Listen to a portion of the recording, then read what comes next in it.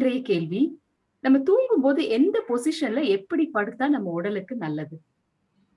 இது ஒரு ரொம்ப முக்கியமான கேள்விங்க. இதை பற்றி நிறைய பேருக்கு ஒரு ஒரு ஒரு ஐடியாவே கிடையாது. இதுக்கு உண்டான நாலேஜும் இல்லை இப்போல்லாம். முன்னாடி பார்த்தீங்கன்னா இந்த கிராமப்புறத்தில் இருக்கிற பெரியவங்கள்லாம் இதை அவ்வளோ அழகாக எக்ஸ்பிளைன் பண்ணுவாங்க. நான் சின்ன பையனாக இருக்கும்பொழுது அவங்க சொல்லி நான் இதை கேட்டிருக்கேன்.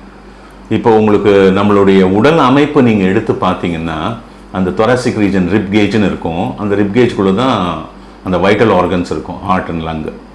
உங்களுக்கு இப்போது நம்மளுடைய இடது பக்கம் இருதயம் இருப்பதினால் இடது பக்கம் இருக்கக்கூடிய அந்த நுரையீரலின் அளவு சிறியதாக இருக்கும். வலது பக்கம் உங்களுக்கு நுரையீரலின் அளவு 3 லோப் வரும், இந்த பக்கம் 2 லோப் தான் வரும். ஸோ வலது பக்கம் உங்களுக்கு நுரையீரல் பெரிதாக இருக்கும். நீங்கள் அதை போயிட்டு நீங்கள் அனாட்டமி போயிட்டு அனாட்டமி பிக்சர் நீங்கள் யூடியூப்பில் இதில் நெட்டில் போய் பார்த்தீங்கன்னா உங்களுக்கு அது தெரியும். அதில் எவ்வளோ டிஃப்ரென்ஸ் இந்த லங்குக்கும் அந்த லங்குக்கும். வலது பக்கம் பெரியதாகவும் இடது பக்கம் ஹார்ட் இருக்கிறதுனால ஹார்ட் அகாமடேட் பண்ணுறதுக்காக அங்கே நுரையீரலை கொஞ்சம் சின்னதாக்கி இருக்காது. அதே மாதிரி நீங்கள் பார்த்தீங்கன்னா உடலில் இருக்கக்கூடிய மிகப்பெரிய உறுப்பு கல்லீரல். இப்போ நம்மளுடைய இதில் சூரிய குடும்பத்தில் இருக்கக்கூடிய மிகப்பெரிய கிரகம் குரு கிரகம், ஜூபிட்டர். நம்ம உடலுக்குள்ளே இருக்கக்கூடிய குரு கிரகம் ஈரல். ஏன்னா அவருக்கு தான் எப்படி ஜோதிட கலையில் குரு சகலகலா வித்தகரோ அதே மாதிரி நம்மளுடைய கல்லீரல் உடலுக்குள் இருக்கக்கூடிய உறுப்புகளில் சகலகலா வித்தகர் அவர் தான். இது பெரிய ஆர்கன். இப்போ ஏன் இந்த உருவ அமைப்பை நீங்கள் தெரிஞ்சுக்கணும் அப்படின்னு நீங்கள் கேட்டிங்கன்னா, 4 விதமாக படுக்கலாம். நீங்கள் மல்லாக்கா படுக்கலாம், வானத்தை பார்த்த மாதிரி.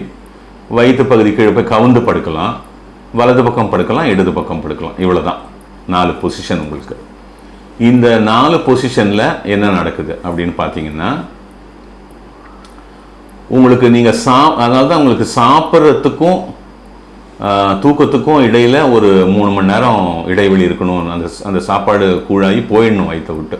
இப்போ நீங்கள் சாப்பிட்ட உடனே படுத்திங்கன்னா உங்களுக்கு கல்லீரல் வலது பக்கமும் உங்களுடைய இரைப்பை இடது பக்கமும் இருக்கும். நீங்கள் இடது பக்கம் படுத்தீங்கன்னா உங்களுடைய லிவர்னுடைய லோடு அந்த வயிற்று மேலே விழும். புரிஞ்சுதுங்களா? அது பண்ணக்கூடாது. அப்போ அந்த இரைப்பை அறையும் தன்மை குறையும். இது ஒன்று, இது முக்கியமாக நீங்கள் தெரிஞ்சுக்கணும். சாப்பிட்ட உடனே படுத்தீங்கன்னா நீங்கள் ஒன்று மல்லாக்கா படுக்கணும், இல்லை கவுந்து படுக்கணும், இல்லை ரைட் ஹேண்ட் சைடு படுக்கணும். லெஃப்ட் ஹேண்ட் சைடு படுக்கக்கூடாது. உங்களுக்கு இன்னொன்று அப்படின்னு கேட்டிங்கன்னா, நீங்கள் லெஃப்ட் ஹேண்ட் சைடு படுத்தீங்கன்னா, நீங்கள் அனந்த பத்மநாபர் பெருமாளை பார்த்தீங்கன்னா ரைட் ஹேண்ட் சைடு தான் படுத்திருப்பார், கையை தலைக்கு வச்சு. உங்களுக்கு லெஃப்ட் ஹேண்ட் சைடில் படுத்திருக்க மாட்டார். உங்களுக்கு ரைட் ஹேண்ட் சைடில் தான் படுத்திருப்பார். ரைட் ஹேண்ட் சைடில் நீங்கள் பார்த்தீங்கன்னா மூச்சு ஃப்ரீயாக இருக்கும். லெஃப்ட் ஹேண்ட் சைடில் நீங்கள் நீங்கள் செக் பண்ணி பாருங்கள். இன்றைக்கி லெஃப்ட் ஹேண்ட் சைடில் நீங்கள் படுத்தீங்கன்னா, சைடாக படுத்தீங்கன்னா உங்களுக்கு மூச்சு விடுறது கொஞ்சம் சிரமமாக இருக்கும். ஒரு ஒரு வேரியேஷன் இருக்கும் அங்கே, ரைட் ஹேண்ட் சைடில் படுக்கிறதுக்கும் லெஃப்ட் ஹேண்ட் சைடில் படுக்கிறதுக்கும். இந்த கவுந்து படுக்கிறதுன்றது ப்ரோம் பொசிஷன்னு சொல்லுவாங்க மெடிக்கல் சயின்ஸில். ப்ரோம் பொசிஷன், கவுந்து படுக்கிறது. கவுந்து படுத்திங்கன்னா உங்களுக்கு ஆக்சிஜனேஷன் ரொம்ப நல்லாயிருக்கும். அதனால தான் இன்றைக்கி இந்த கொரோனாவில் அவதி விடுறவங்க ரொம்ப பிராணத்துக்கு கஷ்டப்படும் பொழுது கவுத்து படுக்க வைக்கிறாங்க. அந்த வெண்டிலேட்டரில் போட்ட அப்புறம் கூட அவங்களுக்கு ஆக்சிஜனேஷன் பத்தலைன்னா அந்த கவுந்து படுக்க வைக்கிறாங்க. அதுதான் ப்ரோம் பொசிஷன் அப்படின்னு சொல்லுவாங்க. அந்த ப்ரோம் பொசிஷனில் படுத்திங்கன்னா உங்களுக்கு அது இப்போது சித்த மருத்துவத்தில் அந்த சித்த மருத்துவமனைகள் அமைச்சு அங்கே கோவிடை ட்ரீட் பண்ணுறவங்களெல்லாம் அவங்கள கவுந்து படுக்க வைப்பாங்க. இதுதான் நீங்கள் தெரிஞ்சிக்க வேண்டியது. ஸோ எல்லாருமே பார்த்தீங்கன்னா, ரொம்ப பேர் பார்த்தீங்கன்னா மல்லாக்கா படுக்க மாட்டாங்க. ஏதாவது ஒரு சைடில் படுத்திருப்பாங்க, இல்லை கவுந்து படுத்திருப்பாங்க.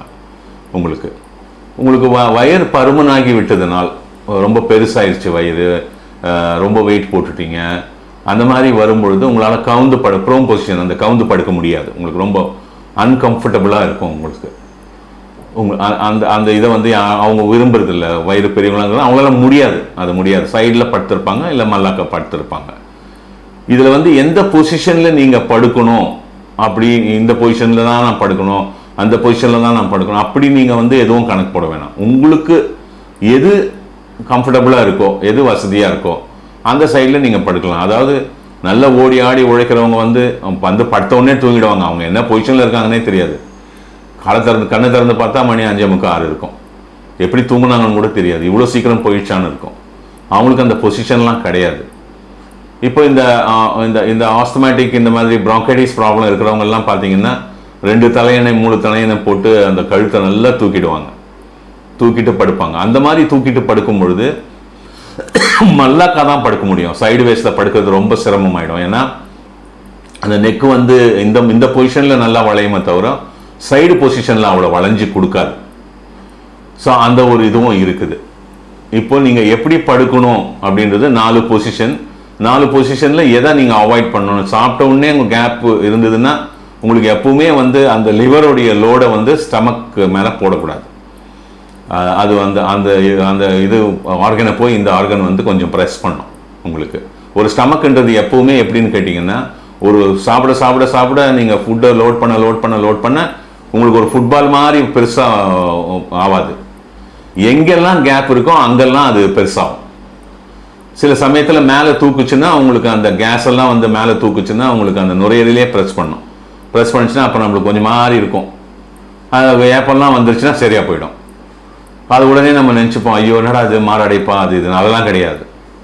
ஸோ படுக்கிறதுன்றது வந்து நீங்கள் வந்து அதாவது ஒருத்தர் வந்து ஒரு வீட்டில் ஒரு தன்னுடைய படுக்கை அறையில் தூங்குறாரு அப்படின்னா, அது பல வருஷமாக அந்த படுக்கை அறையை பயன்படுத்துகிறாருன்னா அந்த அறையில் வந்து படுக்கும்பொழுது தான் அவருக்கு வந்து கம்ஃபர்டபுளாக இருக்கும். என்னதான் ஒரு 5 ஸ்டார் ஹோட்டலில் ஸ்டே பண்ணாலும், எப்பா நம்ம வீட்டுக்கு எப்போ போய், நம்ம பெட்ரூமில் எப்போ போய், நம்ம தலைக்காணியில் நம்ம பெட்டில் எப்போ போய் படுக்க போகிறோம் அப்படின்றது தான் அவங்க வந்து விரும்பும். ஏன்னா அது வந்து அந்த உடலும் உயிரும் பழகிருச்சு உங்களுக்கு.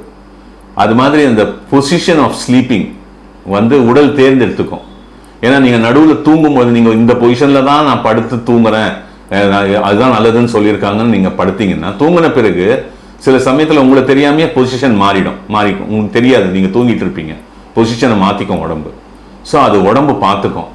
ஆனால் டெக்னிக்கலாக பார்த்தீங்கன்னா இந்த 4 பொசிஷனுக்கும் உண்டான ப்ளஸ் அண்ட் மைனஸ் நான் உங்களுக்கு சொல்லிட்டேன். இதில் நீங்கள் எதை ஒன்றா தேர்ந்தெடுத்து நீங்கள் பண்ணிக்கலாம். எதை பண்ணக்கூடாதுன்றது உங்களுக்கு தெரியும். வணக்கம், நன்றி.